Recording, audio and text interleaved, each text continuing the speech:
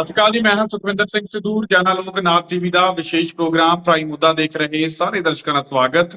Programme ਦੇ ਵਿੱਚ ਲੈ ਕੇ ਹਾਜ਼ਰ ਹਾਂ ਪੰਜਾਬ ਦੀ ਸਿਆਸਤ ਦੇ ਨਾਲ ਜੁੜਿਆ ਪ੍ਰਾਈਮ ਮੁੱਦਾ। ਗੱਲਬਾਤ ਕਰਾਂਗੇ ਕਿ ਇੱਕ ਘੁਟਾਲੇ ਦੇ ਮਾਮਲੇ ਦੇ ਵਿੱਚ ਭਾਰਤ ਭੂਸ਼ਣ ਆਸ਼ੂ ਦੇ ਉੱਪਰ ਆਮ ਆਦਮੀ ਪਾਰਟੀ ਦੀ ਸਰਕਾਰ ਤੇ ਵਿਜੀਲੈਂਸ ਦੇ ਵੱਲੋਂ ਸ਼ਿਕੰਜਾ ਕੱਸਿਆ ਗਿਆ। ਤੇ ਅਸੀਂ ਜਿਵੇਂ ਪਿਛਲੇ ਪ੍ਰੋਗਰਾਮਾਂ ਦੇ ਵਿੱਚ ਗੱਲਬਾਤ ਕੀਤੀ ਸੀ ਕਿ ਕਾਂਗਰਸ ਜਿਹੜੀ ਹੈ ਕਿਸ ਤਰੀਕੇ ਦੇ ਨਾਲ ਭਾਰਤ ਭੂਸ਼ਣ ਆਸ਼ੂ ਦੇ ਹੱਕ ਦੇ ਵਿੱਚ ਆਏਗੀ, ਕਿਉਂਕਿ ਭਾਰਤ ਭੂਸ਼ਣ ਆਸ਼ੂ ਦੀ ਤਾਂ ਪਹਿਚਾਣ ਹੀ ਜਿਹੜੀ ਹੈ ਉਹਨਾਂ ਦੇ ਘੁਟਾਲਿਆਂ ਦੇ ਕਰਕੇ ਹੋਈ ਹੈ।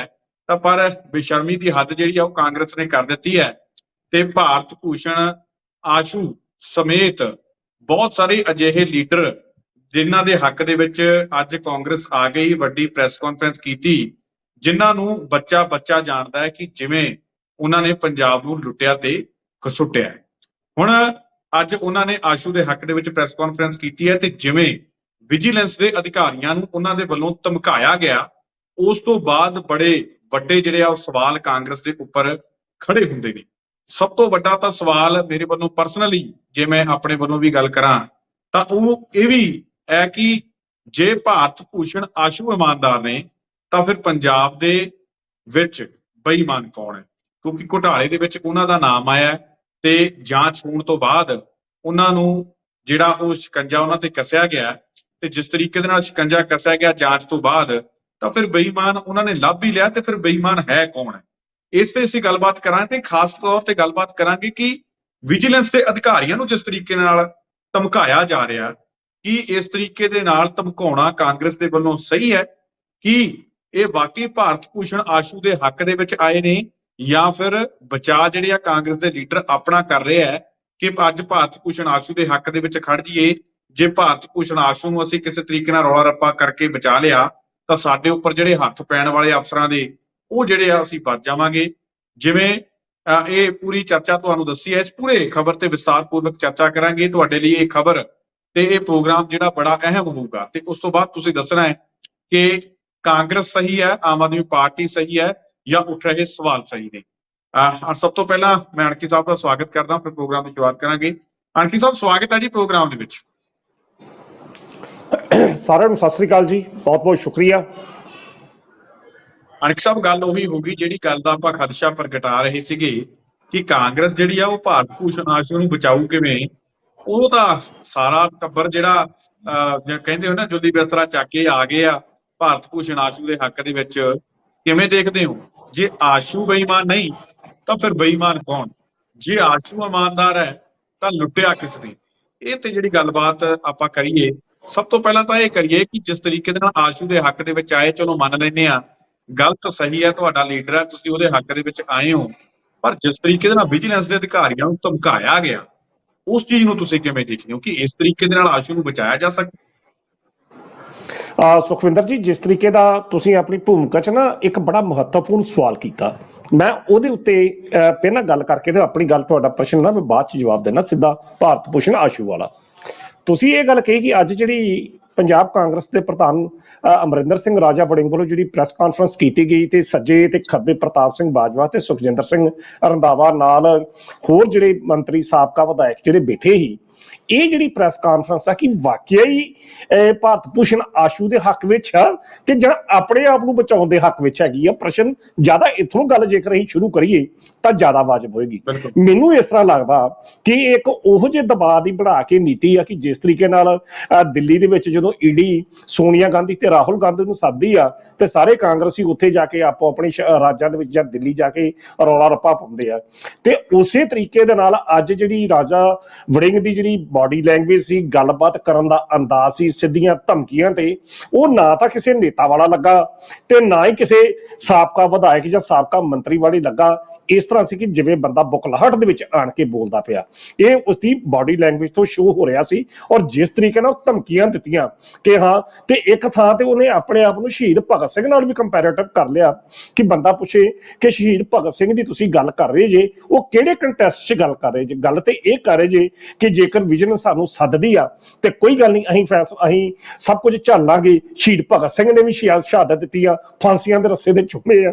ਮੈਨੂੰ ਰਾਜਾ ਵੜਿੰਗ ਦੀ ਵੈਸੇ ਇਹ ਸੋਚ ਤੇ ਬੜੀ ਹੈਰਾਨਗੀ ਹੋਈ ਕਿ ਭਾਈ ਸਾਹਿਬ ਕਰਨ ਤੇ ਤੁਸੀਂ ਪ੍ਰੈਸ ਕਾਨਫਰੰਸ ਭਾਰਤ ਭੂਸ਼ਣ ਆਸ਼ੂ ਦੇ ਸੰਬੰਧ ਚ ਨਹੀਂ ਜੇ, ਤੇ ਦੂਜੇ ਪਾਸੇ ਇਹੋ ਜਿਹੇ ਇੱਕ ਨੇਤਾ ਮਾਫ ਕਰਦਾ, ਇਹੋ ਜਿਹਾ ਇੱਕ ਦੇਸ਼ ਭਗਤ ਜਿਹਦੇ ਉੱਤੇ ਇੱਕ ਦਾਗ ਨਹੀਂ ਆ, ਉਹਦੇ ਉੱਤੇ ਤੁਸੀਂ ਉਹਦਾ ਕੰਪੈਰੀਟਿਵ ਤੁਸੀਂ ਆਪਣੇ ਨਾਲ ਕਰ ਰਹੇ ਜੇ, ਕੀ ਸੋਚ ਕੇ ਕਰ ਰਹੇ ਜੇ? ਖੈਰ ਇਹ ਵੀ ਬੜਾ ਵੱਡਾ ਮਹੱਤਵਪੂਰਨ ਪ੍ਰਸ਼ਨ ਆ।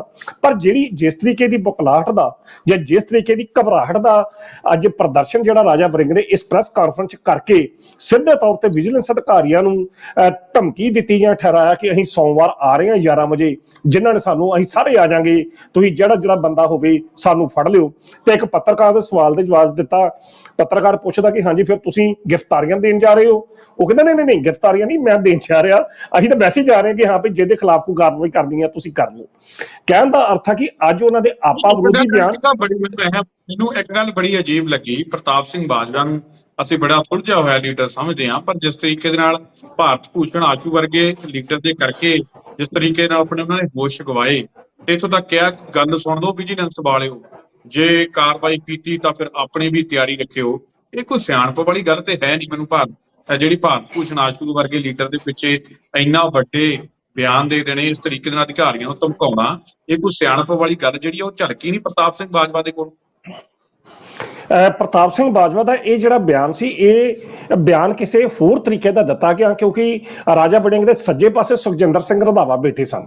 ਤਾਂ ਸੁਖਜਿੰਦਰ ਸਿੰਘ ਰੰਧਾਵਾ ਤੇ ਪ੍ਰਤਾਪ ਸਿੰਘ ਬਾਜਵਾ ਦੇ ਵਿਚਕਾਰ ਕਿਹੋ ਜਿਹੇ ਜਿਹੜੇ ਆਪਸੀ ਸਬੰਧ ਨੇ ਉਹ ਸਾਰੇ ਬੀਤੇ ਦੌਰ 'ਚ ਸਾਰੀ ਦੁਨੀਆ ਜਾਣਦੀ ਆ, ਸਾਰੇ ਹਾਲਾਤਾਂ ਪੰਜਾਬ ਦੇ ਲੋਕਾਂ ਨੂੰ ਪਤਾ ਹੈਗਾ। ਤੇ ਇਹ ਬਿਆਨ ਜਿਹੜਾ ਨਾ ਇੱਕ ਉਕਸਾਹਟ ਕਰਨ ਵਾਸਤੇ, ਸ਼ਾਇਦ ਸੁਖਜਿੰਦਰ ਸਿੰਘ ਰੰਧਾਵਾ ਨੂੰ ਉਕਸਾਹਟ ਕਰਨ ਵਾਸਤੇ ਹੀ ਸੀ, ਕਿਉਂਕਿ ਸੁਖਜਿੰਦਰ ਸਿੰਘ ਰੰਧਾਵਾ ਦੇ ਦੁਆਲੇ ਵੀ ਸਕੰਜਾ ਜਿਹੜਾ ਵਿਜੀਲੈਂਸ ਕੱਸਣ ਦੀ ਤਿਆਰੀ ਕਰਦੀ ਪਈ ਆ। ਤਾਂ ਪ੍ਰਤਾਪ ਸਿੰਘ ਬਾਜਵਾ ਜੇਕਰ ਇਹੋ ਜਿਹੇ ਬਿਆਨ ਦਿੰਦੇ ਨੇ, ਇਹ ਉਹਨਾਂ ਦਾ ਪੁਰਾਣਾ ਵੈਸੇ ਅੰਦਾਜ਼ ਹੈਗਾ ਕਿ ਇਸ ਤਰ੍ਹਾਂ ਬੜੇ ਨਪੇ ਤੁਲੇ ਸ਼ਬਦਾਂ ਦੇ ਵਿੱਚ ਵਿਜੀਲੈਂਸ ਅਧਿਕਾਰੀਆਂ ਨੂੰ ਧਮਕਾਉਣਾ। ਇਹ ਤੁਸੀਂ ਵਿਜੀਲੈਂਸ ਅਧਿਕਾਰੀਆਂ ਨੂੰ ਧਮਕਾਉਣ ਦੀ ਤਾਂ ਗੱਲ ਛੱਡੋ, ਪੰਜਾਬ ਵਿਧਾਨ ਸਭਾ ਦੇ ਵਿੱਚ ਜਦੋਂ ਬਜਟ ਸੈਸ਼ਨ ਚੱਲਦਾ ਪਿਆ ਸੀ, ਉੱਥੇ ਵੀ ਸਰਦਾਰ ਪ੍ਰਤਾਪ ਸਿੰਘ ਬਾਜਵਾ ਜਿਹੜੇ ਨਵੇਂ ਐਮਐਲਏ ਨੇ ਉਹਨਾਂ ਨੂੰ ਧਮਕਾਉਂਦੇ ਹੋਏ ਜਦੋਂ ਨਜ਼ਰ ਆਏ ਸੀ ਕਿ ਕਾਕਾ ਸਾਨੂੰ ਡਰਾਉਣ ਦੀ ਕੋਸ਼ਿਸ਼ ਨਾ ਕਰੋ। ਸੋ ਇਹ ਉਹਨਾਂ ਦਾ ਇੱਕ ਅੰਦਾਜ਼ ਹੈਗਾ। ਫਿਰ ਵੀ ਠੀਕ ਮੰਨ ਰਹੇ ਨੇ ਕਿਉਂਕਿ ਉੱਥੇ ਉਹ ਵਾਰ-ਵਾਰ ਭਗਵੰਤ ਮਾਨ ਵੀ 92 ਇੱਧਰ 92 ਨੇ, ਇੱਧਰ 18 ਨੇ, ਇੱਧਰ 92 ਨੇ, ਇੱਧਰ 18 ਨੇ। ਉਹ ਉੱਥੇ ਜਿਹੜੀ ਗੱਲ ਸੀ ਭਗਵੰਤ ਸਿੰਘ ਮਾਨ ਹੋਰਾਂ ਦੇ ਵੱਲੋਂ ਜਾਂ ਉਹਨਾਂ ਦੇ ਵੱਲੋਂ ਇੱਕ ਧਮਕੀ ਵਾਲੇ ਲਹਿਜੇ ਦੇ ਵਿੱਚ ਹੀ ਕੀਤੀ ਗਈ ਸੀ। ਪਰ ਉੱਥੇ ਪ੍ਰਤਾਪ ਸਿੰਘ ਬਾਜਵਾ ਦਾ ਲਹਿਜਾ ਫਿਰ ਵੀ ਠੀਕ ਸੀ। ਗੱਲ ਸੁਣ ਲਓ, 92-18 ਦੀ ਗੱਲ ਨਹੀਂ, ਸਾਨੂੰ ਇਸ ਤਰੀਕੇ ਨਾਲ ਤੁਸੀਂ ਧਮਕਾ ਨਹੀਂ ਸਕਦੇ, ਨਾ ਹੀ ਡਰਨ ਵਾਲੇ ਆ। ਕਿਉਂਕਿ ਉੱਥੇ ਕਿਹੜਾ ਲੜਾਈ ਕਰਨ ਗਏ ਨੇ, ਉੱਥੇ ਕਿਹੜਾ ਹੂਟਿੰਗ ਕਰਨ ਗਏ ਨੇ, ਉੱਥੇ ਕਾਨੂੰਨ ਘਾੜੇ ਨੇ, ਕਾਨੂੰਨ ਬਣਾਉਣ ਗਏ ਨੇ, ਪਰ ਉੱਥੇ ਗੱਲ ਹੀ ਨਹੀਂ ਹੋ ਰਹੀ ਸੀ। ਤਾਂ ਉੱਥੇ ਮੈਨੂੰ ਫਿਰ ਵੀ ਪ੍ਰਤਾਪ ਸਿੰਘ ਬਾਜਵਾ ਦਾ ਲਹਿਜਾ ਠੀਕ ਲੱਗਿਆ। ਪਰ ਇੱਥੇ ਜਿਸ ਤਰੀਕੇ ਦੇ ਨਾਲ ਉਹ ਬੋਲੇ, ਉਹ ਮੈਨੂੰ ਲੱਗਦਾ ਕਿ ਕਾਂਗਰਸ ਨੇ ਸ਼ਰਮ ਹੀ ਲਾਤੀ। ਸ਼ਰਮ ਤਾਂ ਚਲੋ ਲਾਈ ਆ ਸੁਖਵਿੰਦਰ ਜੀ। ਜਿਹੜੀ ਖਾਸ ਗੱਲ ਨਾ, ਇੱਕ ਸਾਰਿਆਂ ਦੇ ਚਿਹਰਿਆਂ ਤੇ ਇੱਕ ਡਰ ਸੀ, ਇੱਕ ਖੌਫ ਸੀ। ਗੱਲ ਤਾਂ ਉਹ ਭਾਰਤ ਭੂਸ਼ਣ ਆਸ਼ੂ ਦੇ ਹੱਕ ਦੇ ਵਿੱਚ ਕਰ ਰਹੇ ਸੀ। ਬੜਾ ਵਧੀਆ ਤੁਸੀਂ ਗੱਲ ਕੀਤੀ ਆ ਕਿ ਜੇ ਪੰਜਾਬ ਦੀ ਸਿਆਸਤ ਦੇ ਵਿੱਚ ਭਾਰਤ ਭੂਸ਼ਣ ਆਸ਼ੂ ਦਾ ਨਾਂ ਕਥਿਤ ਤੌਰ ਤੇ ਇੱਕ ਇਮਾਨਦਾਰ ਨੇਤਾ ਦੇ ਰੂਪ ਚ ਅਸੀਂ ਕਹਿ ਸਕਦੇ ਹਾਂ, ਤੇ ਫਿਰ ਕਥਿਤ ਤੌਰ ਤੇ ਹੇਰਾਫੇਰੀ ਜਾਂ ਭ੍ਰਿਸ਼ਟ ਮੰਤਰੀ ਕਿਹੜਾ, ਉਹ ਵੀ ਛੱਡ ਦਿਓ। ਕਿਸ ਤਰੀਕੇ ਨਾਲ ਬੀਤੇ ਦੌਰ ਚ ਜਦੋਂ ਉਹ ਕਾਂਗਰਸੀ ਮੰਤਰੀ ਹੁੰਦਿਆਂ ਹੋਇਆ ਡੀਐਸਪੀ ਬਲਵਿੰਦਰ ਸੇਖੋਂ ਨਾਲ ਗੱਲਬਾਤ ਕਰਦਾ ਰਿਹਾ, ਉਹਨੂੰ ਧਮਕਾਉਂਦਾ ਰਿਹਾ, ਜਿਹੋ ਜਿਹੀ ਉਹਦੀ ਵੀਡੀਓ ਵਾਇਰਲ ਹੁੰਦੀਆਂ ਰਹੀਆਂ ਡੀਓ ਨਾਲ ਹੋਈਆਂ, ਤਾਂ ਉਸ ਸੰਬੰਧ ਦੇ ਵਿੱਚ ਵੀ ਰਾਜਾ ਵੜਿੰਗ ਜੇਕਰ ਬੋਲਦੇ ਨੇ, ਜੀ ਬਿਲਕੁਲ ਕਾਂਗਰਸੀ ਵਰਕਰਾਂ ਦੇ ਨਾਲ ਵੀ ਬੋਲਦੇ ਨੇ, ਤਾਂ ਉਸ ਹੱਕ ਦੇ ਵਿੱਚ ਰਾਜਾ ਵੜਿੰਗ ਦਾ ਫਿਰ ਕੀ ਰੋਲ ਆ? ਰਾਜਾ ਵੜਿੰਗ ਜੇਕਰ ਅੱਜ ਬੋਲ ਰਿਹਾ ਤਾਂ ਮੈਨੂੰ ਇਸ ਤਰ੍ਹਾਂ ਲੱਗਾ ਕਿ ਜਿਵੇਂ ਕਹਿੰਦੇ ਨਾ ਕਿ ਰਾਜਸਥਾਨ ਦੇ ਵਿੱਚ ਜਿਹੜੀਆਂ ਬੱਸਾਂ ਦੀਆਂ ਬਾਟੀਆਂ ਬਣਾਈਆਂ ਸੀ, ਤਾਂ ਉਹਨਾਂ ਦੇ ਵਿੱਚ ਕਥਿਤ ਤੌਰ ਤੇ ਰਾਜਾ ਵੜਿੰਗ ਤੇ ਵੀ ਇਲਜ਼ਾਮ ਲੱਗਦੇ ਨੇ ਕਿ ਇਹ ਵੀ ਕਾਫੀ ਸ਼ੱਕ ਆ ਗਏ। ਸ਼ਾਇਦ ਇਹਨਾਂ ਨੂੰ ਇਹ ਗੱਲ ਮਹਿਸੂਸ ਹੋਣੀ ਸ਼ੁਰੂ ਹੋ ਗਈ ਕਿ ਹਾਂ ਵੀ ਸਕੰਜਾ ਜਿਹੜਾ ਮੇਰੇ ਦੁਆਲੇ ਵੀ ਕੱਸਿਆ ਜਾਣ ਲੱਗਾ, ਤੇ ਚਲੋ ਫਿਰ ਠੀਕ ਆ, ਅੱਜ ਭਾਰਤ ਭੂਸ਼ਣ ਆਸ਼ੂ ਦਾ ਨਾਂ ਲੈ ਕੇ ਅਸੀਂ ਇੱਕ ਸਰਕਾਰ ਦੇ ਉੱਤੇ ਦਬਾਅ ਦੀ ਨੀਤੀ ਜਿਹੜੀ ਬਣਾਉਂਦੇ ਆ। ਔਰ ਇਹ ਗੱਲ ਉਹਨਾਂ ਨੇ ਕਹੀ ਵੀ ਕਿ ਹਰ ਰੋਜ਼ ਅਖਬਾਰਾਂ 'ਚ ਲੱਗਦਾ ਉਹਦੇ ਖਿਲਾਫ ਕੁਆਰੀ, ਉਹਦੇ ਖਿਲਾਫ ਇਨਕੁਆਰੀ, ਉਹਦੇ ਖਿਲਾਫ ਜਾਂਚ। ਹੁਣ ਕਹਿੰਦਾ ਕਿ ਇਹੋ ਹੀ ਕੰਮ ਰਹਿ ਗਿਆ। ਇੱਕ ਰਾਜਾ ਵੜਿੰਗ ਉਹਨਾਂ ਨੇ ਹੋਰ ਬੜਾ ਮਹੱਤਵਪੂਰਨ ਸ਼ਬਦ ਵਰਤਿਆ, ਉਹਨਾਂ ਨੇ ਵਰਤਿਆ ਪੋਲੀਟੀਕਲ ਵੈਂਡੈਕਟਾ, ਬਦਲਾ ਲਓ ਕਾਰਵਾਈ। ਬੰਦਾ ਪੁੱਛੇ ਕਿ ਆਮ ਆਦਮੀ ਪਾਰਟੀ ਦੀ ਤੁਹਾਡੇ ਨਾਲ ਬਦਲਾ ਲਓ ਕਾਹਦੀ ਕਾਰਵਾਈ ਹੋ ਸਕਦੀ ਹੈ? ਉਹ ਤਾਂ ਹੋਵੇ ਨਾ ਕਿ ਜੇਕਰ ਕਾਂਗਰਸ ਦੀ ਸਰਕਾਰ ਜਾਂ ਚਰਨਜੀਤ ਸਿੰਘ ਚੰਨੀ ਦੀ ਸਰਕਾਰ ਸਮੇਂ ਜਾਂ ਕੈਪਟਨ ਅਮਰਿੰਦਰ ਸਿੰਘ ਦੀ ਸਰਕਾਰ ਸਮੇਂ ਆਪ ਪਾਰਟੀ ਦੇ ਵਿਧਾਇਕਾਂ ਨੇ ਤੁਸੀਂ ਕੋਈ ਬਦਲਾ ਲਿਆ ਹੋਵੇ। ਉਹਨਾਂ ਨੇ ਤਾਂ ਕੋਈ ਬਦਲਾ ਲਿਆ ਨਹੀਂ। ਇਹ ਤੁਹਾਡੇ ਉਹ ਜਿਹੜੇ ਕੀਤੇ ਕੰਮ ਨੇ ਉਹਨਾਂ ਨੂੰ ਨੰਗਾ ਕਰਦੇ ਪਏ ਨੇ, ਤਾਂ ਜੇਕਰ ਉਹ ਨੰਗਿਆ ਕਰਦੇ ਨੇ ਇਹਨੂੰ ਬਦਲਣ ਨੂੰ ਕਾਰਵਾਈ ਤਾਂ ਨਾ ਕਹੋ। ਬਾਕੀ ਜਿਸ ਤਰੀਕੇ ਦਾ ਉਹਨਾਂ ਨੇ ਪ੍ਰੈਸ਼ਰ ਬਣਾਉਣ ਦੀ ਗੱਲ ਕੀਤੀ, ਦਬਾਅ ਬਣਾਉਣ ਦੀ ਗੱਲ ਕੀਤੀ, ਇਹ ਉਸੇ ਤਰੀਕੇ ਨਾਲ ਹੀ ਆ ਕਿ ਜਿਸ ਤਰੀਕੇ ਨਾਲ ਦਿੱਲੀ ਦੇ ਵਿੱਚ ਇਹਨਾਂ ਨੇ ਕੀਤਾ। ਤੇ ਹੁਣ 11 ਤਰੀਕ ਨੂੰ ਮਾਫ ਕਰਦਾ, ਜਿਸ ਤਰ੍ਹਾਂ ਸੋਮਵਾਰ ਕਿਹਾ ਕਿ ਸੋਮਵਾਰ ਅਸੀਂ 11 ਵਜੇ ਵਿਜੀਲੈਂਸ ਦੇ ਦਫ਼ਤਰ ਜਾਵਾਂਗੇ। ਜਿਹੜੇ ਵੀ ਮੰਤਰੀਆਂ, ਜਿਹੜੇ ਵੀ ਸਾਬਕਾ ਵਿਧਾਇਕਾਂ ਦੇ ਉੱਤੇ ਸਕੰਜਾ ਕੱਸਣਾ, ਹੱਥ ਘੜੀਆਂ ਲਾਣੀਆਂ ਲਾ ਲਓ, ਤੇਲ ਨਾ ਫੂਕਿਆ ਜਾਵੇ, ਇਹ ਨਾ ਹੋ ਜੇ। ਔਰ ਵੱਡੀ ਗੱਲ ਉਹਨਾਂ ਨੇ ਇਹ ਵੀ ਗੱਲ ਕਹੀ ਕਿ ਜਿਹੜਾ ਭਾਰਤ ਭੂਸ਼ਣ ਆਸ਼ੂ ਹੋਣਾ ਦਾ ਜਿਹੜਾ ਠੇਕੇਦਾਰ ਆ, ਠੇਕੇਦਾਰ ਨੂੰ ਕਰੰਟ ਲਾਇਆ ਗਿਆ, ਫਲਾਨ ਲਾਇਆ ਗਿਆ, ਕੱਲ ਨੂੰ ਇਹ ਹੋਣਾ, ਅਸੀਂ ਭਾਰਤ ਭੂਸ਼ਣ ਆਸ਼ੂ ਦੇ ਨਾਲ ਖੜੇ ਆ। ਇਹ ਸੁਖਵਿੰਦਰ ਜੀ ਅੱਜ ਇਸ ਤਰ੍ਹਾਂ ਲੱਗਾ ਕਿ ਰਾਜਾ ਵੜਿੰਗ ਪੂਰਨ ਤੌਰ ਤੇ ਬੁਖਲਾਹਟ ਦੇ ਵਿੱਚ ਸੀ ਤੇ ਇੱਕ ਅੰਦਰਲਾ ਡਰ, ਸਿਰਫ ਤੇ ਸਿਰਫ ਅੰਦਰਲਾ ਡਰ ਹੀ ਉਹਨੂੰ ਇਹ ਬੋਲਣ ਵਾਸਤੇ ਮਜਬੂਰ ਕਰ ਰਿਹਾ ਸੀ, ਕਿਉਂਕਿ ਹੌਲੀ ਹੌਲੀ ਉਸ ਦੇ ਜਿੰਨੇ ਵੀ ਕਾਂਗਰਸ ਦੇ ਬਾਜਵਾ ਦੇ ਭਾਰਤ ਭੂਸ਼ਣ ਆਸ਼ੂ ਦੇ ਨਾਲ ਖੜਨ ਦਾ ਮੈਨੂੰ ਲੱਗਦਾ ਕਿ ਕੋਈ ਬਹੁਤਾ ਫਾਇਦਾ ਨਹੀਂ, ਕਿਉਂਕਿ ਪੰਜਾਬ ਦਾ ਬੱਚਾ ਜਾਣਦਾ ਭਾਰਤ ਭੂਸ਼ਣ ਆਸ਼ੂ ਦੇ ਜਿਹੜੇ ਕਾਰਨਾਮੇ ਜਿਹੜੇ ਉਹਨਾਂ ਨੇ ਕੀਤੇ ਆ, ਜੋ ਕਿਉਂਕਿ ਭਾਰਤ ਭੂਸ਼ਣ ਆਸ਼ੂ ਦੀ ਪਹਿਚਾਣ ਹੀ ਘਪਲਿਆਂ ਕਰਕੇ ਆ, ਭਾਰਤ ਭੂਸ਼ਣ ਆਸ਼ੂ ਦੀ ਪਹਿਚਾਣ ਹੀ ਪੰਜਾਬ ਦੇ ਵਿੱਚ ਵਿਵਾਦਾਂ ਦੇ ਕਰਕੇ ਆ। ਤਾਂ ਫਿਰ ਪੰਜਾਬ ਦਾ ਬੱਚਾ ਜਾਣਦਾ ਕਿ ਕੌਣ ਕਿੰਨੇ ਕੁ ਪਾਣੀ 'ਚ ਹੈ। ਔਰ ਮੈਨੂੰ ਲੱਗਦਾ ਕਿ ਬਹੁਤ ਸਾਰੀਆਂ ਥਾਵਾਂ ਤੇ ਆਪਾਂ ਨੁਕਤਾਚੀਨੀ ਅਕਸਰ ਆਪਾਂ ਆਮ ਆਦਮੀ ਪਾਰਟੀ ਦੀ ਸਰਕਾਰ ਦੀ ਕਰਦੇ ਰਹਿੰਦੇ ਹਾਂ, ਆਪਾਂ ਜਿਹੜੇ ਉਹਨਾਂ ਦੇ ਕੰਮਾਂ ਦੀ ਆਪਾਂ ਕਰਦੇ ਰਹਿੰਦੇ ਹਾਂ। ਠੀਕ ਆ, ਆਪਾਂ ਮੰਨਦੇ ਹਾਂ ਕਿ ਆਮ ਆਦਮੀ ਪਾਰਟੀ ਕੋਈ ਬਹੁਤੀ ਕਾਮਯਾਬ ਸਰਕਾਰ ਜਿਹੜੀ ਉਹਨਾਂ ਦੀ ਹਾਲੇ ਤੱਕ ਨਜ਼ਰ ਨਹੀਂ ਆ ਰਹੀ, ਪਰ ਜਿਸ ਤਰੀਕੇ ਨਾਲ ਲੁੱਟਣ ਖਸੁੱਟਣ ਵਾਲੇ ਲੀਡਰਾਂ ਦੇ ਉੱਪਰ ਉਹਨਾਂ ਦੇ ਵੱਲੋਂ ਕਾਰਵਾਈਆਂ ਕੀਤੀਆਂ ਜਾ ਰਹੀਆਂ ਨੇ, ਉਹ ਜ਼ਰੂਰ ਇੱਕ ਆਂਟੀ ਸਾਹਿਬ ਆਪਾਂ ਜੇ ਕਹੀਏ ਕਿ ਇੱਕ ਸਲਾਹੁਣਯੋਗ ਕਦਮ ਹੈ। ਹਾਂ, ਇਹ ਆਪਾਂ ਜ਼ਰੂਰ ਕਹਿ ਸਕਦੇ ਹਾਂ ਕਿ ਹਲੇ ਫਲਾਣੇ ਦੇ ਉੱਪਰ ਕਾਰਵਾਈ ਨਹੀਂ ਹੋਈ, ਹਲੇ ਅਕਾਲੀਆਂ ਦੇ ਉੱਪਰ ਨਹੀਂ ਹੋਈ, ਹਲੇ ਫਲਾਣੇ ਦੇ ਉੱਪਰ ਨਹੀਂ ਹੋਈ। ਇਹ ਆਪਾਂ ਜ਼ਰੂਰ ਕਹਿ ਸਕਦੇ ਹਾਂ ਕਿ ਫਲਾਣਾ ਰਹਿ ਗਿਆ, ਫਲਾਣਾ ਰਹਿ ਗਿਆ। ਪਰ ਜਿਸ ਤਰੀਕੇ ਦੇ ਨਾਲ ਉਹ ਕਾਰਵਾਈਆਂ ਹੋ ਰਹੀਆਂ ਨੇ, ਚਾਹੇ ਉਹ ਸਾਧੂ ਸਿੰਘ ਧਰਮਸੋਤ ਹੋਵੇ, ਚਾਹੇ ਉਹ ਸੰਗਤ ਸਿੰਘ ਗਲਤੀਆਂ ਹੋਣ, ਚਾਹੇ ਉਹ ਭਾਰਤ ਭੂਸ਼ਣ ਆਸ਼ੂ ਹੋਵੇ, ਇਹਨਾਂ ਨੂੰ ਮੈਨੂੰ ਲੱਗਦਾ ਇਹ ਨਹੀਂ ਕਿਹਾ ਜਾ ਸਕਦਾ ਕਿ ਇਹ ਗਲਤ ਕਾਰਵਾਈ ਹੈ। ਇਹ ਜ਼ਰੂਰ ਕਹਿ ਸਕਦੇ ਹਾਂ ਕਿ ਫਲਾਣਾ ਵੀ ਹਲੇ ਰਹਿ ਗਿਆ, ਫਲਾਣਾ ਵੀ ਹਲੇ ਰਹਿ ਗਿਆ। ਪਰ ਮੈਨੂੰ ਲੱਗਦਾ ਕਿ ਲੋਕ ਸਭ ਸਮਝਦੇ। ਬਿਲਕੁਲ ਸੁਖਵਿੰਦਰ ਜੀ, ਇਹ ਤਾਂ ਗੱਲ ਹੈ ਕਿ ਜਿਹੜੇ ਬੰਦੇ ਹੁਣ ਤੱਕ ਫੜੇ ਗਏ ਨੇ, ਚਾਹੇ ਸਾਧੂ ਸਿੰਘ ਧਰਮਸੋਤ ਫੜਿਆ ਗਿਆ, ਸੰਗਤ ਸਿੰਘ ਗਿਲਜੀਆ ਅਜੇ ਤੱਕ ਉਹ ਫੜੇ ਨਹੀਂ ਗਏ, ਜਾਂ ਜੋਗਿੰਦਰਪਾਲ ਭੂਆ ਫੜੇ ਗਏ, ਉਹ ਜ਼ਮਾਨਤ ਤੇ ਰਿਹਾ ਹੋ ਕੇ ਬਾਹਰ ਆ ਗਏ। ਕੁਝ ਨਾ ਕੁਝ ਤੇ ਆਫਟਰ ਉਹਨਾਂ ਕੁਝ ਨਿਕਲਿਆ ਤਾਂ ਹੀ ਉਹ ਅੰਦਰ ਗਏ। ਤੇ ਜੇਕਰ ਹੁਣ ਭਾਰਤ ਭੂਸ਼ਣ ਆਸ਼ੂ ਦੇ ਖਿਲਾਫ ਅਜੇ ਤੱਕ ਸੁਖਵਿੰਦਰ ਜੀ ਕਾਨੂੰਨੀ ਤੌਰ ਮਾਫ ਕਰਨਾ ਅਧਿਕਾਰਤ ਤੌਰ ਤੇ ਇਹ ਕਿਸੇ ਵੀ ਐਸਐਸਪੀ ਨੇ ਇੰਨੀ ਗੱਲ ਨਹੀਂ ਕਹੀ ਕਿ ਭਾਰਤ ਭੂਸ਼ਣ ਦਾ ਨਾਂ ਜਿਹੜਾ FIR ਦੇ ਵਿੱਚ ਦਰਜ ਆ, ਅਜੇ ਕਿਸੇ ਅਫਸਰ ਦਾ ਕੋਈ ਬਿਆਨ ਨਹੀਂ ਆਇਆ। ਸਭ ਤੋਂ ਪਹਿਲਾਂ ਭਾਰਤ ਭੂਸ਼ਣ ਆਸ਼ੂ ਆਪਣੇ ਪੱਧਰ ਤੇ ਹਾਈ ਕੋਰਟ ਵੱਲ ਭੱਜ ਗਿਆ। ਜੇਕਰ ਉਸ ਵਿਅਕਤੀ ਨੇ ਕੀਤਾ ਕੱਖ ਨਹੀਂ, ਤਾਂ ਫਿਰ ਅੱਜ ਰਾਜਾ ਵੜਿੰਗ ਦੀ ਪ੍ਰੈਸ ਕਾਨਫਰੰਸ ਦਾ ਕੀ ਮਤਲਬ ਹੈ? ਜੇਕਰ ਉਹ ਬੰਦਾ ਪੂਰਾ ਉਹ ਵੀ ਛੱਡ ਦਈਏ, ਉਹ ਵੀ ਇੱਕ ਵੱਖਰੀ ਗੱਲ ਹੈ। ਪਰ ਮੈਨੂੰ ਲੱਗਦਾ ਕਿ ਜਿਸ ਤਰੀਕੇ ਦੇ ਲਹਿਜੇ ਵਰਤੇ ਗਏ, ਜਿਸ ਤਰੀਕੇ ਦੇ, ਦੇਖੋ ਇਹ ਤਾਂ ਕਹਿਣਗੇ ਕਾਨੂੰਨ ਭਾਈ ਆਪਣਾ ਕੰਮ ਕਰ ਲਵੇ, ਕਾਨੂੰਨ ਨੂੰ ਆਪਣਾ ਕੰਮ ਕਰਨ ਦਿਓ। ਮੈਨੂੰ ਤੁਹਾਡੀ ਗੱਲ ਇੱਕ ਠੀਕ ਲੱਗੀ ਕਿ ਤੁਹਾਡੇ ਪੋਲੀਟੀਕਲ ਵੈਂਡੇਟਾ ਜਿਹੜਾ ਉਹ ਅਕਾਲੀ ਦਲ ਦੇ ਨਾਲ ਹੋ ਸਕਦਾ ਹੈ, ਉਹ ਭਾਜਪਾ ਵਾਲਿਆਂ ਨਾਲ ਹੋ ਸਕਦਾ ਹੈ। ਜਿਹੜੀ ਪਹਿਲੀ ਵਾਰੀ ਸੱਤਾ ਦੇ ਵਿੱਚ ਆਈ ਆਮ ਆਦਮੀ ਪਾਰਟੀ ਹੈ ਤੇ ਜਿਹੜੇ ਪਹਿਲੀ ਵਾਰੀ ਬਣੇ ਵਿਧਾਇਕ ਨੇ, ਉਹਨਾਂ ਦਾ ਤੁਹਾਡੇ ਨਾਲ ਕਿਹੜਾ ਪੋਲੀਟੀਕਲ ਜਿਹੜਾ ਵੈਂਡੇਟਾ ਉਹ ਹੋ ਸਕਦਾ, ਇਹ ਗੱਲਾਂ ਸਮਝ ਨਹੀਂ ਆਉਂਦੀਆਂ। ਔਰ ਇਹ ਇੱਕ ਬੜਾ ਵਧੀਆ ਸ਼ਬਦ ਇਹਨਾਂ ਨੇ ਰਾਜਨੇਤਾਵਾਂ ਨੇ ਇੱਕ ਦੂਜੇ ਨੂੰ ਬਚਨ ਬਚਾਉਣ ਦੇ ਲਈ ਵਰਤਿਆ। ਆਂਟੀ ਸਾਹਿਬ, ਪੋਲੀਟੀਕਲ ਵੈਂਡੇਟਾ, ਇਹ ਇੱਕ ਬੜਾ ਵਧੀਆ ਸ਼ਬਦ ਆਪਣੇ ਆਪ ਨੂੰ ਬਚਾਉਣ ਦੇ ਲਈ ਇਹ ਵਰਤ ਰਹੇ ਨੇ ਕਿ ਪੋਲੀਟੀਕਲ ਵੈਂਡੇਟਾ ਜਿਹੜਾ ਉਹ ਹੋ ਰਿਹਾ। ਮੈਨੂੰ ਸਮਝ ਨਹੀਂ ਆ ਰਹੀ ਕਿ ਇਹ ਸ਼ਬਦ ਵਰਤਣ ਲੱਗੇ ਇਹਨਾਂ ਨੂੰ ਸ਼ਰਮ ਕਿਉਂ ਨਹੀਂ ਆਉਂਦੀ। ਤਾਂ ਹੁਣ ਇਸ ਤਰੀਕੇ ਦੇ ਨਾਲ ਤੁਹਾਨੂੰ ਲੱਗਦਾ ਹੈ ਕਿ ਇਸ ਲਹਿਜੇ ਦੇ ਨਾਲ, ਇਸ ਤਰੀਕੇ ਦੇ ਨਾਲ ਇਹੋ ਜਿਹੀਆਂ ਪ੍ਰੈਸ ਕਾਨਫਰੰਸਾਂ ਕਰਕੇ ਆਸ਼ੂ ਨੂੰ ਬਚਾਇਆ ਜਾ ਸਕਦਾ ਹੈ। ਔਰ ਖਾਸ ਤੌਰ ਤੇ ਇਹ ਜਿਹੜੀਆਂ ਪ੍ਰੈਸ ਕਾਨਫਰੰਸ ਕਰਕੇ ਗੱਲਾਂ ਇਹਨਾਂ ਦੇ ਵੱਲੋਂ ਕੀਤੀਆਂ ਗਈਆਂ ਨੇ, ਕੀ ਲੱਗਦਾ ਕਿ ਇਹਨਾਂ ਦਾ ਪੰਜਾਬ ਦੇ ਲੋਕਾਂ ਤੇ ਕੋਈ ਅਸਰ ਪਊਗਾ, ਜਾਂ ਇਹਨਾਂ ਦੀਆਂ ਇਹ ਗੱਲਾਂ ਸੁਣਨ ਤੋਂ ਬਾਅਦ ਪੰਜਾਬ ਦੇ ਲੋਕ ਜੋ ਅਸਲੀਅਤ ਜਾਣਦੇ ਨੇ ਉਸ ਅਸਲੀਅਤ ਨੂੰ ਅੱਖੋਂ ਪਰੋਖੇ ਕਰਕੇ ਇਹਨਾਂ ਦੇ ਹੱਕ ਦੇ ਵਿੱਚ ਕੱਢਣਗੇ ਜਾਂ ਆਸ਼ੂ ਦੇ ਹੱਕ ਦੇ ਵਿੱਚ ਕੱਢਣਗੇ? ਜੀ ਬਿਲਕੁਲ, ਪ੍ਰਸ਼ਨ ਇਹੋ ਹੀ ਮਹੱਤਵਪੂਰਨ ਆ ਕਿ ਮੰਨ ਲਓ ਤੁਸੀਂ ਇਹੋ ਜਿਹੀਆਂ ਪ੍ਰੈਸ ਕਾਨਫਰੰਸਾਂ ਕਰਕੇ ਸਰਕਾਰ ਤੇ ਤੁਸੀਂ ਦਬਾਅ ਬਣਾ ਸਕਦੇ ਜੀ, ਸਰਕਾਰ ਤੇ ਤੁਹਾਡੇ ਉਸ ਦਬਾਅ ਦਾ ਕੋਈ ਅਸਰ ਹੁੰਦਾ ਜਾਂ ਨਹੀਂ ਹੁੰਦਾ।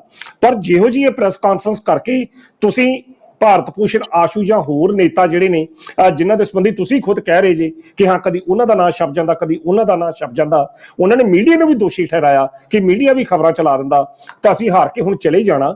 ਉਹਨਾਂ ਗੱਲਾਂ ਦਾ ਮੈਂ ਤਾਂ ਕਹਿ ਸਕਦਾ ਕਿ ਠੀਕ ਆ ਸਰਕਾਰ ਹੋ ਸਕਦੀ ਹੈ ਕਿ ਸਰਕਾਰ ਬੈਕਫੁੱਟ ਤੇ ਚੱਲ ਜੇ, ਸਰਕਾਰ ਇਹ ਗੱਲ ਕਵੇ ਠੀਕ ਆ ਰਾਜਾ ਵੜਿੰਗ ਦੀਆਂ ਧਮਕੀਆਂ ਤੋਂ ਸਰਕਾਰ ਡਰ ਜੇ, ਵਿਜੀਲੈਂਸ ਦੇ ਅਧਿਕਾਰੀ ਉਹ ਵੀ ਡਰ ਜਾਣ ਪ੍ਰਤਾਪ ਸਿੰਘ ਬਾਜਵੇ ਦੀ ਇਸ ਧਮਕੀ ਤੋਂ ਬਾਅਦ ਕਿ ਪਤਾ ਨਹੀਂ ਹੁਣ ਕੀ ਕਰਦਾ। ਉਸੇ ਤਰੀਕੇ ਨਾਲ ਜਿਸ ਤਰੀਕੇ ਨਾਲ ਸਰਦਾਰ ਸੁਖਬੀਰ ਸਿੰਘ ਬਾਦਲ ਕਹਿੰਦੇ ਹੁੰਦੇ ਕਿ ਮੈਂ ਇੱਕ ਲਾਲ ਡਾਇਰੀ ਰੱਖੀ ਆ, ਉਹ ਚ ਪੁਲਿਸ ਵਾਲਿਆਂ ਦੇ ਨਾਮ ਲਿਖੇ ਨੇ, ਚਲੋ ਉਸੇ ਤਰੀਕੇ ਨਾਲ ਇਹਨਾਂ ਨੇ ਵੀ ਕਿਹਾ ਤਾਂ ਸ਼ਾਇਦ ਡਰ ਜਾਣ। ਪਰ ਬੜਾ ਵਧੀਆ ਤੁਸੀਂ ਗੱਲ ਕੀਤੀ ਸੁਖਵਿੰਦਰ ਜੀ, ਪੰਜਾਬ ਦੇ ਲੋਕ ਕੀ ਹੁਣ ਇਹਨਾਂ ਤੇ ਗੱਲਾਂ ਤੇ ਯਕੀਨ ਕਰਨਗੇ? ਜਿਸ ਤਰੀਕੇ ਦੀ ਫੱਟੀ ਪੰਜਾਬ ਦੇ ਲੋਕਾਂ ਨੇ ਕਾਂਗਰਸੀਆਂ ਦੀ ਤੇ ਅਕਾਲੀ ਦਲ ਵਾਲਿਆਂ ਦੀ ਪੂਚੀ ਹੈ ਟਕਾ ਕੇ ਪੂਰਨ ਤੌਰ ਤੇ ਸਾਫ਼ ਕਰ ਛੱਡੀ, ਤੇ ਕੀ ਇਹੋ ਜਿਹੀਆਂ ਜਿਹੜੀਆਂ ਪ੍ਰੈਸ ਕਾਨਫਰੰਸਾਂ ਜਿਹੜੀਆਂ ਕੀਤੀਆਂ ਜਾ ਰਹੀਆਂ ਜਿਹਦੇ ਵਿੱਚ ਉਹਨਾਂ ਸਾਬਕਾ ਮੰਤਰੀਆਂ ਨੂੰ ਬਚਾਇਆ ਜਾ ਰਿਹਾ ਜਿਨ੍ਹਾਂ ਉੱਤੇ 1000 ਕਰੋੜਾਂ ਰੁਪਈਆ ਦਾ ਇਲਜ਼ਾਮ ਭ੍ਰਿਸ਼ਟਾਚਾਰਾਂ ਤੇ ਲੱਗਣ ਡੇ ਆ, ਚੋਰੀ ਦੇ ਲੱਗੇ ਦੇ ਆ, ਠੱਗੀ ਦੇ ਲੱਗਣ ਡੇ ਆ, ਅਜੇ ਇਹ ਮਸਲੇ ਕੋਰਟ ਕਚਹਿਰੀਆਂ 'ਚ ਜਾਣੇ ਆ ਤਾਂ ਤੁਸੀਂ ਪਹਿਲਾਂ ਹੀ ਉਹਨਾਂ ਦੇ ਅੱਗੇ ਦੀਵਾਰ ਬਣ ਰਹੇ ਜੇ, ਤਾਂ ਫਿਰ ਪੰਜਾਬ ਦੇ ਲੋਕ ਤੁਹਾਡੇ ਉੱਤੇ ਕੀ ਯਕੀਨ ਕਰਨਗੇ? ਕਿ ਜਦੋਂ ਤੁਹਾਡੇ ਉਹ ਵਿਅਕਤੀ ਕਹਿੰਦੇ ਜੀ ਕਰੰਟ ਲਾ ਕੇ ਉਹਨਾਂ ਕੋਲ ਠੇਕੇਦਾਰ ਤੇਲੂ ਰਾਮ ਕੋ ਬਾਕੀ ਬੰਦਿਆਂ ਦਾ ਨਾਮ ਪੁੱਛ ਲਿਆ ਗਿਆ, ਜੇਕਰ ਪੁੱਛ ਲਿਆ ਗਿਆ ਤਾਂ ਘੱਟੋ ਘੱਟ ਕੋਰਟ ਦਾ ਆਸਰਾ ਲੈ ਲਓ, ਤੁਸੀਂ ਘੱਟੋ ਘੱਟ ਉਹ ਕਾਰਵਾਈ ਤਾਂ ਸਾਹਮਣੇ ਆ ਲੈਣ ਦਿਓ ਕਿ ਤੁਸੀਂ ਉਸ ਤੋਂ ਪਹਿਲਾਂ। ਹਾਂ, ਬੜੀ ਦਿਲਚਸਪ ਗੱਲ ਇਹ ਵੀ ਆ ਸੁਖਵਿੰਦਰ ਜੀ ਕਿ ਇਸ ਪ੍ਰੈਸ ਕਾਨਫਰੰਸ ਵਿੱਚ ਜਿਹਦੇ ਹੱਕ 'ਚ ਤੁਸੀਂ ਖਲੋ ਰਹੇ ਜੇ, ਭਾਰਤ ਭੂਸ਼ਣ ਆਸ਼ੂ ਕਿਤੇ ਵੀ ਦਿਖਾਈ ਨਹੀਂ ਦਿੱਤੇ। ਉਹਨਾਂ ਨੇ ਮੈਂ ਪ੍ਰੈਸ ਕਾਨਫਰੰਸ 'ਚ ਨਹੀਂ ਦੇਖਿਆ, ਉਹ ਕਿਤੇ ਵੀ ਦਿਖਾਈ ਨਹੀਂ ਸੀ, ਉਹ ਕਿਤੇ ਅੰਡਰਗਰਾਊਂਡ ਨੇ ਲੁਕੇ ਹੋਏ ਨੇ ਜਾਂ ਕਿਤੇ ਵੀ ਦਿਖਾਈ ਨਹੀਂ ਦੇ ਰਹੇ। ਤਾਂ ਉਹਨਾਂ ਦੇ ਹੱਕ ਦੇ ਵਿੱਚ ਜੇਕਰ ਤੁਸੀਂ ਬੋਲਦੇ ਜੇ, ਅਸਲ ਦੇ ਵਿੱਚ ਸੁਖਵਿੰਦਰ ਮੈਂ ਗੱਲ ਪਹਿਲਾਂ ਗੱਲ ਕੀਤੀ ਆ, ਰਾਜਾ ਵੜਿੰਗ ਭਾਰਤ ਭੂਸ਼ਣ ਆਸ਼ੂ ਦੇ ਹੱਕ ਦੇ ਵਿੱਚ ਸ਼ਾਇਦ ਉਹਨਾਂ ਨਹੀਂ ਬੋਲਿਆ ਜਿੰਨਾ ਉਹਨੇ ਆਪਣੇ ਹੱਕ ਦੇ ਵਿੱਚ ਉਹ ਪ੍ਰਚਾਰ ਕੀਤਾ ਕਿ ਠੀਕ ਆ ਕੱਲ ਨੂੰ ਹੋਰ ਨਾ ਹੋਵੇ, ਪਹਿਲਾਂ ਹੀ ਰੌਲਾ ਰੂਲਾ ਪਾ ਕੇ ਅਸੀਂ ਆਪਣੀ ਸਥਿਤੀ ਕਰਦੀ। ਇੱਕ ਅੰਦਰਲਾ ਬਿਲਕੁਲ ਇੱਕ ਅੰਦਰਲਾ ਡਰ ਉਸਦੀ ਚੱਲ ਰਿਹਾ ਕਲਿਆਣ ਸਾਹਿਬ, ਉਹਨੇ ਵੀ ਆਪਣੇ ਮਗਰ ਕਿਸੇ ਨਾ ਕਿਸੇ ਨੂੰ ਘੜਾਉਣਾ ਹੈ ਜੀ। ਬਿਲਕੁਲ ਬਿਲਕੁਲ ਬਿਲਕੁਲ ਉਹੀ ਗੱਲ ਆ ਨਾ, ਜਿਹੜੀ ਸਥਿਤੀਆਂ ਇਸੇ ਤਰੀਕੇ ਦੀਆਂ ਜਿਹੜੀਆਂ ਚੱਲਦੀਆਂ ਪਈਆਂ ਨੇ, ਅੰਦਰ ਦੀ ਬੁਖਲਾਹਟ, ਅੰਦਰਲਾ ਡਰ ਜਿਹੜਾ ਹੀ ਇਸ ਪ੍ਰੈਸ ਕਾਨਫਰੰਸ ਦੇ ਵਿੱਚ ਮੈਨੂੰ ਉਹਦੇ ਸਾਹਮਣੇ ਰਾਜਾ ਵੜਿੰਗ ਦੇ ਜਿਹੜੇ ਚਿਹਰੇ ਤੋਂ ਦਿਖਾਈ ਦਿੱਤਾ, ਖਾਸ ਤੌਰ ਤੇ ਉਹਦੀ ਬਾਡੀ ਲੈਂਗੁਏਜ ਔਰ ਸਿੱਧੀਆਂ ਧਮਕੀਆਂ। ਕੋਈ ਰਾਜਨੀਤਿਕ ਵਾਲਾ ਸੁਲਝਿਆ ਹੋਇਆ ਬਿਆਨ ਨਹੀਂ ਸੀ। ਪਰ ਸੁਖਵਿੰਦਰ ਜੀ ਜੇਕਰ ਇਸ ਤਰੀਕੇ ਨਾਲ ਸਰਕਾਰਾਂ ਜਾਂ ਡਰਨ ਲੱਗਣ ਵਿਰੋਧੀਆਂ ਕੋਲੋਂ ਤਾਂ ਫਿਰ ਤਾਂ ਕੋਈ ਕਾਰਵਾਈ ਹੋਵੇ ਨਾ। ਉਹਨਾਂ ਨੇ ਇਹ ਵੀ ਉਦਾਹਰਨ ਦਿੱਤੀ ਕਿ ਪਿਛਲੇ ਸਮੇਂ ਦੇ ਵਿੱਚ ਦੇਖੋ ਕੈਪਟਨ ਸਾਹਿਬ ਨੇ, ਮੈਨੂੰ ਲੱਗਦਾ ਕਿ ਪੰਜਾਬ ਦੇ ਲੋਕਾਂ ਨੂੰ ਇਸ ਵਕਤ ਚਾਹੇ ਉਹ ਗਲਤ ਹੈ, ਚਾਹੇ ਉਹ ਸਰਕਾਰ ਗਲਤ ਹੈ ਤੇ ਚਾਹੇ ਉਹ ਭਾਰਤ ਭੂਸ਼ਣ ਆਸ਼ੂ ਗਲਤ ਹੈ, ਮੈਨੂੰ ਲੱਗਦਾ ਹੈ ਕਿ ਗਲਤ ਬੰਦੇ ਦਾ ਸਾਥ ਛੱਡ ਕੇ ਅਜਿਹੇ ਸਮੇਂ ਦੇ ਵਿੱਚ ਪੰਜਾਬ ਦੇ ਲੋਕਾਂ ਨੂੰ ਵੀ ਸਹੀ ਬੰਦੇ ਦਾ ਸਾਥ ਦੇਣਾ ਚਾਹੀਦਾ, ਚਾਹੇ ਉਹ ਆਸ਼ੂ ਹੈ ਤੇ ਚਾਹੇ ਉਹ ਸਰਕਾਰ ਹੈ। ਮੈਨੂੰ ਲੱਗਦਾ ਕਿ ਲੋਕ ਸਾਰੇ ਜਾਣਦੇ ਨੇ ਕਿ ਇਸ ਮਾਮਲੇ ਦੇ ਵਿੱਚ ਘੱਟੋ ਘੱਟ ਤਾਂ ਲੋਕ ਸਾਰੇ ਜਾਣਦੇ ਹੋਣਗੇ ਕਿ ਸਰਕਾਰ ਗਲਤ ਹੈ ਜਾਂ ਆਸ਼ੂ ਗਲਤ ਹੈ ਜਾਂ ਕਾਂਗਰਸ ਗਲਤ ਹੈ। ਸੁਖਵਿੰਦਰ ਜੀ ਜਿਸ ਤਰੀਕੇ ਦੇ ਤੱਥ ਜਿਹੜੇ ਸਾਹਮਣੇ ਆ ਰਹੇ ਨੇ ਉਹਦੇ ਨਾਲ ਤਾਂ ਸਾਫ਼ ਤੇ ਕਲੀਅਰ ਸਪਸ਼ਟ ਤੌਰ ਤੇ ਇਹ ਮਿਲਦਾ ਕਿ ਭਾਰਤ ਭੂਸ਼ਣ ਆਸ਼ੂ ਨੇ ਬੀਤੇ ਦੌਰ 'ਚ ਕੀ ਕੀਤਾ, ਤੇ ਰਾਜਾ ਵੜਿੰਗ ਵਰਗੇ ਬੰਦੇ ਜੇਕਰ ਸ਼ਾਇਦ ਉਹਦੀ ਮਜਬੂਰੀ ਇਹੋ ਹੀ ਆ ਕਿ ਉਹ ਉਹਦਾ ਕਾਰਜਕਾਰੀ ਪ੍ਰਧਾਨ ਆ ਤੇ ਉਹਦੇ ਹੱਕ ਦੇ ਵਿੱਚ ਖਲੋਣਾ ਉਹਦੀ ਇੱਕ ਮੋਰਲ ਡਿਊਟੀ ਬਣਦੀ ਆ, ਉਹ ਆਪਣੀ ਮੋਰਲ ਡਿਊਟੀ ਨਿਭਾ ਰਿਹਾ, ਠੀਕ ਆ ਨਿਭਾ ਲੈਣ ਦੋ। ਪਰ ਜਿਹੜੀ ਮਾੜੀ ਮੋਟੀ ਕਾਂਗਰਸ ਦੀ ਮਾੜੀ ਮੋਟੀ ਜਿਹੜੀ ਸਥਿਤੀ ਬਚੀ ਆ, ਮੇਰਾ ਖਿਆਲ ਜੇਕਰ ਰਾਜਾ ਵੜਿੰਗ ਇਹੋ ਜਿਹੀਆਂ ਗਤੀਵਿਧੀਆਂ ਕਰਦੇ ਰਹੇ ਜਾਂ ਇਹੋ ਜਿਹੀਆਂ ਪ੍ਰੈਸ ਕਾਨਫਰੰਸਾਂ ਕਰਦੇ ਰਹੇ ਤਾਂ ਜ਼ਰੂਰ ਜਿਹੜੀਆਂ ਫੱਟੀ ਮਾੜੀ ਮੋਟੀ ਉਹ ਵੀ ਪੁੱਛੀ ਜਾਣੀ ਆ, ਫਿਰ 2024 ਦੀਆਂ ਚੋਣਾਂ ਜਿਹੜੀਆਂ ਉਹ ਭੁੱਲ ਜਾਣ। ਬਾਕੀ ਸੁਖਵਿੰਦਰ ਜੀ ਇਹ ਵੀ ਇੱਕ ਗੱਲ ਨਾਲ ਆ, ਮੈਂ ਬਾਰ-ਬਾਰ ਇਹ ਗੱਲ ਕਹਿ ਰਿਹਾ ਕਿ ਇੱਕ ਦਬਾਅ ਦੀ ਨੀਤੀ ਬਣਾਉਣ ਦੇ ਤਹਿਤ ਇਹ ਕੁਝ ਹੋਇਆ, ਜਿਸ ਤਰ੍ਹਾਂ ਕਿ ਈਡੀ ਰਾਹੁਲ ਗਾਂਧੀ ਜਾਂ ਸੋਨੀਆ ਗਾਂਧੀ ਦੇ ਹੱਕ ਦੇ ਵਿੱਚ ਇਹਨਾਂ ਨੇ ਪ੍ਰਚਾਰ ਕਰਕੇ ਕੀਤਾ, ਤੇ ਕੀ ਜਿਹੜੀ ਕੇਂਦਰ ਦੀ ਜਿਹੜੀ ਈਡੀ ਆ ਉਹ ਹਟ ਗਈ, ਜਿਹੜੀਆਂ ਕਾਰਵਾਈਆਂ ਚੱਲਣੀਆਂ ਨੇ ਉਹ ਚੱਲਣੀਆਂ ਨੇ। ਇੱਕ ਬੜੀ ਹੈਰਾਨਗੀ ਦੀ ਗੱਲ ਆ, ਇੱਕ ਹੋਰ ਗੱਲ ਮੈਂ ਕਹਿੰਦਾ, ਅੱਜ ਇਸ ਪ੍ਰੈਸ ਕਾਨਫਰੰਸ ਕਿਤੇ ਸੁਖਪਾਲ ਸਿੰਘ ਖਹਿਰਾ ਹੋਣੀ ਨਜ਼ਰ ਨਹੀਂ ਆਏ, ਕਿਉਂਕਿ ਉਹਨਾਂ ਨੇ ਹਰ ਮੁੱਦੇ ਤੇ ਬੋਲਣਾ ਹੁੰਦਾ। 2-3 ਨੇਤਾ ਹੈਗੇ ਨੇ, ਸੁਖਪਾਲ ਸਿੰਘ ਖਹਿਰਾ ਹੋਇਆ, ਮਨਜਿੰਦਰ ਸਿੰਘ ਸਰਸਾ ਹੋਇਆ, ਉਹਨਾਂ ਨੇ ਬੋਲਣਾ। ਸੁਖਪਾਲ ਸਿੰਘ ਖਹਿਰੇ ਦਾ ਪਰਸੋਂ ਬਿਆਨ ਆਇਆ ਕਿ ਜੇਲ੍ਹ ਦੇ ਵਿੱਚ ਜਿਹੜਾ ਜਿਹਦੇ ਕੈਦੀ ਦੇ ਉੱਤੇ ਗੈਂਗਸਟਰ ਲਿਖਿਆ ਗਿਆ, ਸਰਕਾਰ ਜਿਹੜੀ ਇਹਦੇ ਉੱਤੇ ਕਾਰਵਾਈ ਕਰੇ, ਸਰਕਾਰ ਨੂੰ ਮਾਫੀ ਮੰਗਣੀ ਚਾਹੀਦੀ, ਇਸ ਤਰ੍ਹਾਂ ਦਾ ਬਿਆਨ ਆਇਆ। ਉਹ ਬਾਅਦ ਚ ਇਹ ਗੱਲ ਦਾ ਪਤਾ ਲੱਗਾ ਕਿ ਉਹ ਜਿਹੜਾ ਕੈਦੀ ਸੀ, ਜਿਹੜੀ ਜਾਂਚ ਹੋਈ ਉਹਨੇ ਆਪੇ ਲਿਖਾਇਆ। ਸੋ ਕਈ ਵਾਰੀ ਇਹੋ ਜਿਹੇ ਲੀਡਰ ਕਈ ਵਾਰੀ ਕਾਹਲੀ ਦੇ ਵਿੱਚ ਇਹੋ ਜਿਹੇ ਬਿਆਨ ਜਿਹੜੇ ਦਾਗ ਦਿੰਦੇ ਨੇ, ਬਿਆਨ ਜਿਨ੍ਹਾਂ ਦਾ ਕੋਈ ਵੀ ਮਨੋਰਥ ਨਹੀਂ ਹੁੰਦਾ, ਕੇਵਲ ਤੇ ਕੇਵਲ ਨਿਊਸੈਂਸ ਵੈਲਿਊ ਜਿਹੜੀ ਕ੍ਰੀਏਟ ਕਰਨੀ ਹੁੰਦੀ ਹੈ। ਸੁਖਪਾਲ ਸਿੰਘ ਖਹਿਰੇ ਦਾ ਨਾਂ ਪੰਜਾਬ ਦੇ ਰਾਜਨੀਤਿਕ ਦਾਇਰਿਆਂ ਦੇ ਵਿੱਚ ਚਰਨਜੀਤ ਸਿੰਘ ਚੰਨੀ ਦੇ ਸਮੇਂ, ਕੈਪਟਨ ਅਮਰਿੰਦਰ ਸਿੰਘ ਦੇ ਸਮੇਂ ਬੜਾ ਸਤਿਕਾਰਤ ਨਾਮ ਸੀ ਕਿ ਜਿਹੜਾ ਵਿਅਕਤੀ ਤੱਥਾਂ ਦੇ ਆਧਾਰ ਤੇ ਗੱਲ ਕਰਦਾ ਤੇ ਹਰ ਮੁੱਦੇ ਤੇ ਸਰਕਾਰ ਨੂੰ ਘੇਰਦਾ। ਪਰ ਜਦੋਂ ਦੀ ਆਮ ਆਦਮੀ ਪਾਰਟੀ ਦੀ ਸਰਕਾਰ ਬਣੀ ਆ, ਹਾਲਾਂਕਿ ਹੈ ਉਹ ਕਾਂਗਰਸ ਪਾਰਟੀ 'ਚ ਹੀ ਆ, ਪਰ ਉਹਨਾਂ ਦੇ ਜਿਹੜੇ ਬਿਆਨ ਹੁੰਦੇ ਨੇ, ਅਜੇ ਰਾਜਾ ਵੜਿੰਗ ਬਿਆਨ ਦਵੇ ਨਾ ਦਵੇ, ਉਹਨਾਂ ਦਾ ਬਿਆਨ ਤੱਤੇਕਾ ਸਾਹਮਣੇ ਆ ਜਾਂਦਾ ਤੇ ਕਈ ਵਾਰੀ ਬੈਕ ਲੈ ਕੇ ਬੈਕਫੁੱਟ ਤੇ ਵੀ ਉਹਨਾਂ ਨੂੰ ਜਾਣਾ ਪੈਂਦਾ। ਪਰ ਅੱਜ ਦੀ ਪ੍ਰੈਸ ਕਾਨਫਰੰਸ ਦੇ ਵਿੱਚ ਸੁਖਪਾਲ ਸਿੰਘ ਖਹਿਰਾ ਨਜ਼ਰ ਨਹੀਂ ਆਇਆ, ਤੇ ਤੁਸੀਂ ਦੇਖਿਓ ਸ਼ਾਇਦ ਕੱਲ ਨੂੰ ਉਹ ਆਪਣੀ ਵੱਖਰੀ ਪ੍ਰੈਸ ਕਾਨਫਰੰਸ ਕਰਕੇ ਕੋਈ ਇਹੋ ਜਿਹਾ ਬਿਆਨ ਜਿਹੜਾ ਉਹ ਦਾਗ ਦੇਣ। ਅਸਲ 'ਚ ਗੱਲ ਇਹ ਸ਼ੁਕਰੀਆ ਮੈਨੂੰ ਸੁਖਵਿੰਦਰ ਲੱਗਦਾ ਜੀ ਕਿ ਜੇ ਕੋਈ ਕਿ ਸਿਆਣਪ ਕਰਨਗੇ ਸੁਖਪਾਲ ਸਿੰਘ ਖਹਿਰਾ, ਮੈਨੂੰ ਲੱਗਦਾ ਜੇ ਸਿਆਣਪ ਕਰਨਗੇ, ਔਰ ਮੈਨੂੰ ਲੱਗਦਾ ਕਿ ਅਜਿਹਾ ਕਦਮ ਉਹਨਾਂ ਨੂੰ ਚੁੱਕਣਾ ਨਹੀਂ ਚਾਹੀਦਾ। ਔਰ ਸੁਖਪਾਲ ਸਿੰਘ ਖਹਿਰਾ ਦੇ ਉੱਪਰ ਜੇ ਲੋਕਾਂ ਦੀ ਭਰੋਸੇਯੋਗਤਾ ਬਣੀ ਹੈ ਤਾਂ ਉਹ ਇਹੀ ਹੈ ਕਿ ਗਲਤ ਨੂੰ ਗਲਤ ਔਰ ਸਹੀ ਨੂੰ ਸਹੀ ਕਹਿੰਦੇ ਨੇ। ਔਰ ਜੇ ਉਹ ਵੀ ਅਜਿਹੇ ਮਾਮਲਿਆਂ ਦੇ ਵਿੱਚ ਪੈ ਜਾਣਗੇ ਤਾਂ ਅਣਖੀ ਸਾਹਿਬ, ਫਿਰ ਮੈਨੂੰ ਲੱਗਦਾ ਆਪਣੀ ਜਿਹੜੀ ਕ੍ਰੈਡੀਬਿਲਿਟੀ ਲੋਕਾਂ ਦੇ ਵਿੱਚ ਉਹ ਜਿਹੜੀ ਆ ਉਹ ਗਵਾ ਪਾਉਣਗੇ। ਤਾਂ ਫਿਲਹਾਲ ਪੰਜਾਬ ਦੇ ਲੋਕ ਵੀ ਜਿਹੜੇ ਆ ਸਮਝ ਚੁੱਕੇ ਹੋਣਗੇ ਕਿ ਸਾਥ ਕਿਹਦਾ ਦੇਣਾ ਹੈ, ਔਰ ਪੰਜਾਬ ਦੇ ਲੋਕ ਇਹ ਵੀ ਸਮਝ ਚੁੱਕੇ ਹੋਣਗੇ ਕਿ ਸਾਥ ਦੇਣਾ ਕਿਸਦਾ ਨਹੀਂ। ਔਰ ਬੇਸ਼ੱਕ ਉਹਨਾਂ ਨੇ ਫੈਸਲਾ ਵੀ ਜਿਹੜਾ ਉਹ ਸੁਣਾਇਆ ਕੁਝ ਮਹੀਨੇ ਪਹਿਲਾਂ, ਪਰ ਫਿਲਹਾਲ ਇੱਕ ਵਾਰ ਫਿਰ ਤੋਂ ਮਿਲਾ ਦਾ ਫੈਸਲਾ ਸੁਣਾਉਣ ਦਾ ਟਾਈਮ ਜਿਹੜਾ ਉਹ ਆ ਗਿਆ। ਪਰ ਇਹ ਜ਼ਰੂਰ ਸਾਡਾ ਪ੍ਰੋਗਰਾਮ ਦੇ ਵਿੱਚ ਨੁਕਤਾਚੀਨੀ ਬਣਦੀ ਸੀ, ਜਿਸ ਤਰੀਕੇ ਦੇ ਨਾਲ ਅਧਿਕਾਰੀਆਂ ਨੂੰ ਡਰਾਇਆ ਜਾ ਰਿਹਾ, ਤਾਂ ਫਿਰ ਅਧਿਕਾਰੀ ਜੇ ਡਰਾਏ ਜਾਣਗੇ ਤਾਂ ਫਿਰ ਪੰਜਾਬ ਦੇ ਲੋਕ ਇਨਸਾਫ ਜਿਹੜਾ ਉਹ ਕਿੱਥੋਂ ਲੈ ਪਾਉਣਗੇ। ਤਾਂ ਅਣਖੀ ਸਾਹਿਬ, ਤੁਸੀਂ ਸਾਡੇ ਨਾਲ ਪ੍ਰੋਗਰਾਮ ਦੇ ਵਿੱਚ ਜੁੜੇ ਹੋ, ਤੁਹਾਡਾ ਬੜਾ ਧੰਨਵਾਦ ਜੀ। ਬਹੁਤ ਬਹੁਤ ਸ਼ੁਕਰੀਆ Sukhwinder ji. Right sir, professor Manjit Singh Ankhi Sahib ਜਿਨ੍ਹਾਂ ਦੇ ਵੱਲੋਂ ਅਹਿਮ ਖਬਰ ਤੇ ਸਾਡੇ ਨਾਲ ਗੱਲਬਾਤ ਕੀਤੀ ਗਈ। ਉਮੀਦ ਕਰਦੇ ਹਾਂ ਕਿ ਅਣਖੀ ਸਾਹਿਬ ਦੇ ਨਾਲ ਕੀਤੀ ਗੱਲਬਾਤ ਤੁਹਾਨੂੰ ਜ਼ਰੂਰ ਪਸੰਦ ਆਏਗੀ। ਦੁਬਾਰਾ ਫਿਰ ਮਿਲਾਂਗੇ, ਧੰਨਵਾਦ।